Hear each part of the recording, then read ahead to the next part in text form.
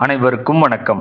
சம்வர்ணராஜன் வனத்தில் அழகிய பெண்ணொருத்தியை சந்தித்து அவள் மீது அதீத காதல் கொண்டு அவளிடம் தன் காதலை கூற, இவ்வாறு அந்த அரசன் பேசிக் கொண்டிருக்கும் பொழுதே அந்த பெண் மாயமாய் மறைந்ததையும், மறைந்த அந்த பெண்ணை தேடி அந்த வனமெங்கும் அந்த அரசன் தேடி திரிந்து சோர்வாலும் மன்மதனால் பீடிக்கப்பட்ட தாபத்தினாலும் பூமியில் விழுந்ததையும், அப்போது அந்த பெண் மீண்டும் தோன்றி அந்த அரசனிடம் தான் சூரிய தேவனுடைய இளைய புதல்வி என்றும் பெயர் தபதி என்றும், நீங்கள் எவ்வாறு என்னை கண்டதும் காதல் கொண்டீர்களோ அதே போல உங்களை பார்த்த மாத்திரத்திலேயே நானும் உங்கள் மீது உங்களை விட அதீத காதல் கொண்டேன் என்று கூறியதையும், அதே சமயத்தில் நான் சுதந்திரமற்றவள், என்னை நீங்கள் அடைய வேண்டுமானால் என்னுடைய தந்தையான சூரிய பகவானை ஆராதித்து வேண்டுங்கள், என் தந்தை சம்மதித்தால் நான் உங்களை மனம் செய்து கொண்டு உங்களுக்கு வசப்பட்டவளாகவே வாழ்வேன் என்று கூறி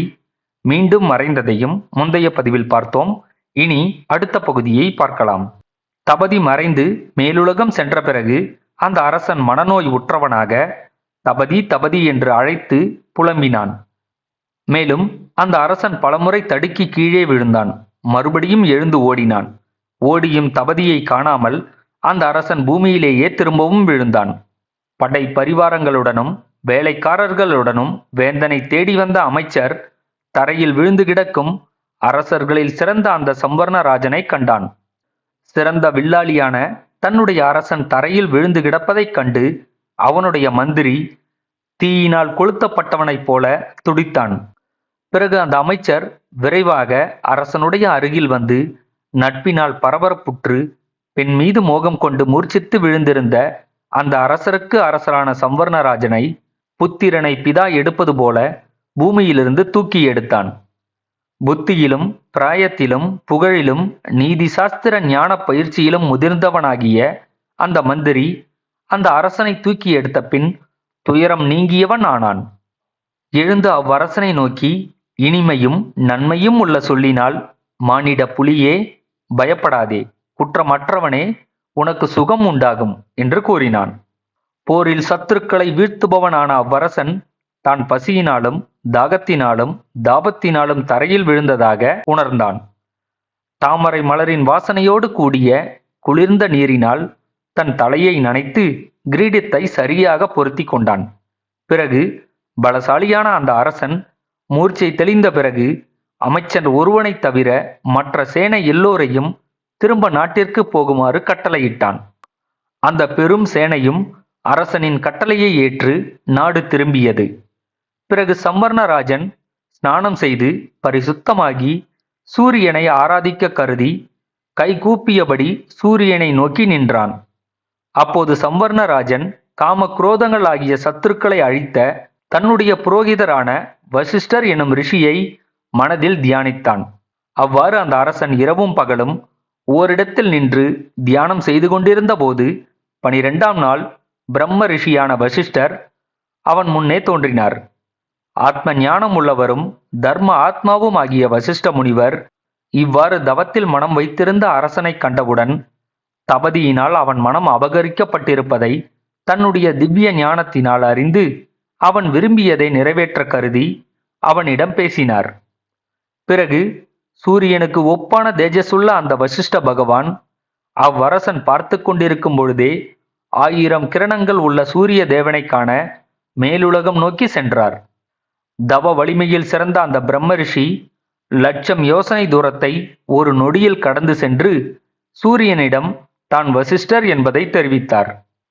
சிறந்த ஒளியுள்ள சூரியன் அம்முனிவரை நோக்கி, மகரிஷியே, உமக்கு நல்வரவு, நீர் விரும்பியதை சொல்லும். சிறந்த வாக்குள்ளவரே, என்னிடத்தில் நீ எதை விரும்புகிறீரோ அது எதுவாயிருப்பினும் அதை நான் உமக்கு கொடுப்பேன் என்று கூறினார்.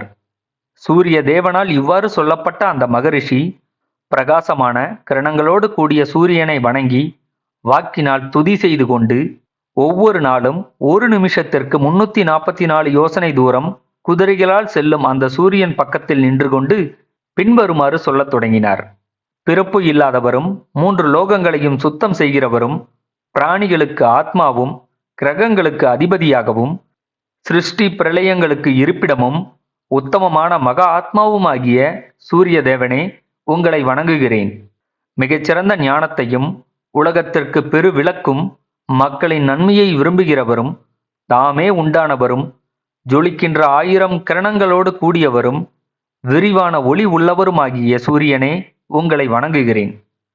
லோகங்களின் பிறப்புக்கும் இருப்புக்கும் இறப்புக்கும் காரணமும் ரிக் யஜூர் சாமம் ஆகிய 3 வேதங்களின் வேத ரூபியும் பிரம்மா விஷ்ணு மகேஸ்வரன் ஆகிய மும்மூர்த்திகளின் ரூபமும் ஆகிய சூரிய தேவனே, உங்களை வணங்குகிறேன்.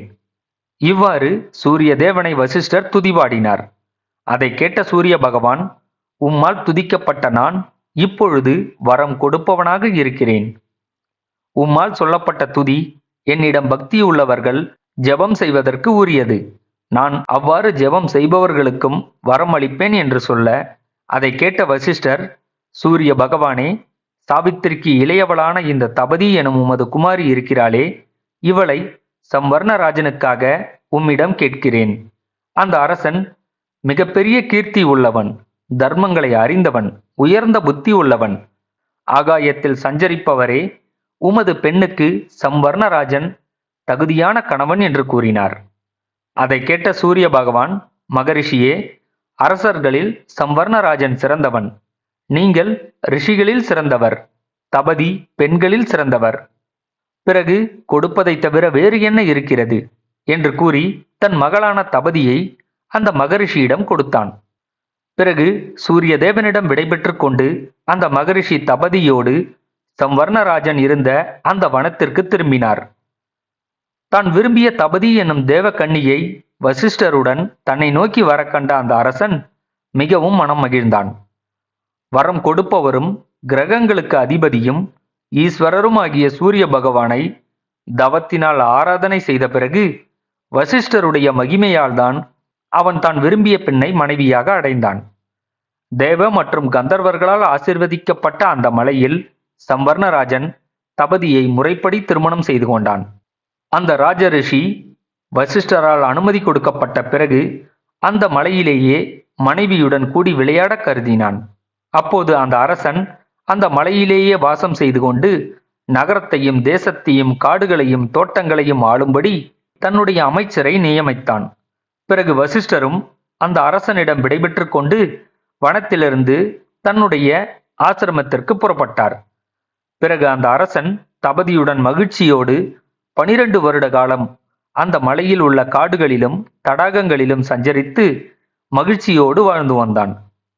ஆனால் அவ்வரசனுடைய நகரத்திலும் தேசத்திலும் 12 வருஷ காலம் வரையில் இந்திரன் மழையை பொழியவில்லை.